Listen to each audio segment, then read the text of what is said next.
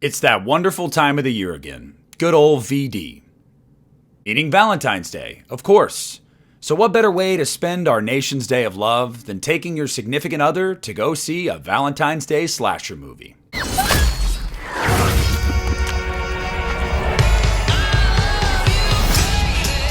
Hey, what's up everybody? It's Nick here, and today I wanted to give you guys my review for Heart Eyes. Now, I always say this at the top, you do not have to worry about spoilers. If you haven't seen this movie yet, don't worry, I'm not going to spoil it for you.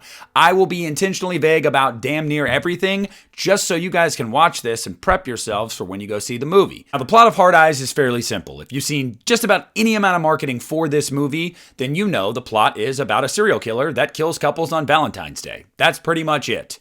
Now, with any movie, I always start off with my cons. And with Heart Eyes, while there's a lot it does right, there's a few things it does wrong, and they kind of bothered me. One of the first cons I have with this movie is the clash in tone sometimes. Look, the movie is definitely an on-the-nose romantic comedy slasher movie, but sometimes they go way too hard in one direction to the point where it almost feels like they're just trying too hard and it doesn't really land. See, with comedy, anytime you have to feel like you're overextending a scene, it's a way of like continually nudging the audience to go, oh, isn't this funny? You're probably overdoing it. And there's times in this movie where that is the case. That's not to say that some of the comedy doesn't work, because it does. There's some genuinely really funny moments in this movie. But you can also tell there's moments where they're really expecting belly laughs and they're just not there. So I think another polish on the script could have fixed some of the clash in tones. And then the last con that I have is really just the reveal and the third act specifically. I didn't mind the third act showdown. I actually thought it was quite cool, but I saw it coming. And it was kind of a bummer because halfway through the movie, I was sitting there thinking, I know this, like I know where this is going. And sometimes in these mystery movies, I really like to be surprised. See, with a Scream movie, for example, if it doesn't shock me at all, it's really a letdown. And this was kind of that way. That's not to take away from everything the movie did well and the fact that the third act has some awesome fights and gore, like it's all there, but it just wasn't very surprising, so it kind of underwhelmed me. Moving into the pros, I want to say that Olivia Holt and Mason Gooding are genuinely phenomenal together. I love their chemistry. I think Mason Gooding is funny, he's smart, he's charming, he's a badass, and I think Olivia Holt really plays this like scorned, I hate love, it's not real, quirky, funny girl really well. And I think together they just work super well off of each other.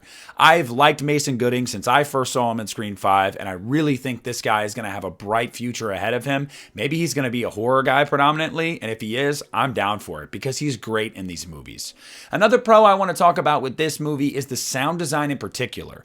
And first of all, yes, I am talking about the noises. They really play up some of the noises in this movie, the gross noises, the slashing, the stabbing, the viscera and spit, whatever it is. You could tell that they're really trying to elicit a reaction out of the audience. And at times it worked. I heard my theater definitely reacting to what was happening on screen. So I loved that. But to the larger point, I really loved the soundtrack. They really utilized a lot of like corny, cheesy love songs at perfect moments in this movie, and I just think it makes certain scenes pop. And so the sound design as a whole was really well done. Technically speaking, another pro here is just the writing and the directing. I believe this is director Josh Rubin's first like big Hollywood nationwide release movie, and I think he nailed it. I think a lot of the technical things when it comes to lighting, decoration, set pieces are genuinely beautiful in this movie. And furthermore, I think the writing is quite smart, but I'm not surprised because Michael Kennedy and Christopher Landon have wrote some of my favorite horror movies of this last decade. Happy Death Day, Freaky.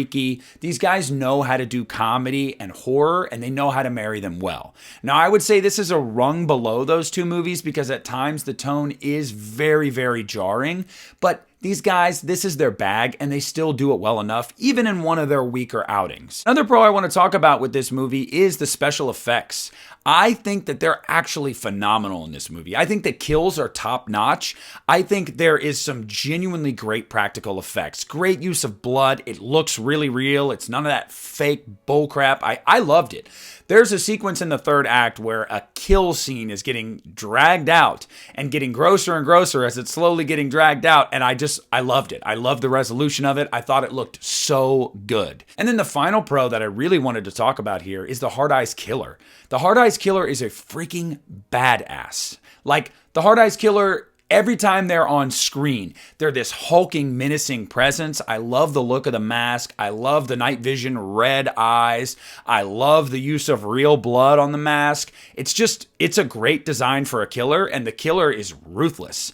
And I am intentionally being vague here when how I refer to the killer because I don't want to give you guys shit. So overall, while I did have issues with the tone sometimes and was a bit underwhelmed by the third act, I think the movie achieves what it set out to do, which is to be a slasher rom-com. It's supposed to be over the top. It's supposed to be cheesy. You're not supposed to take it too seriously. And I think this movie succeeds in spades with that. It's fun. It's funny at times. It's just a really high energy slasher movie. So if you're expecting a slasher Valentine's Day rom-com that's just kind of corny and over the top, then Hard Eyes is going to deliver for you guys. So I'm going to give it 3.5 out of 5 stars, and I'm going to say it's definitely above average, and I recommend you guys checking it out. But I want to hear down below what you guys thought of Hard Eyes. Did you like it? Did you hate it? Are you more on the fence with it? Are you excited to see it, or are you going to wait for streaming? Whatever it is, let me know in the comment section down below. I want to thank you so much for watching this video. Please leave a like on it, subscribe to the channel if you haven't already. This is Nick at the Lost River Drive-In, and I'm pulling out.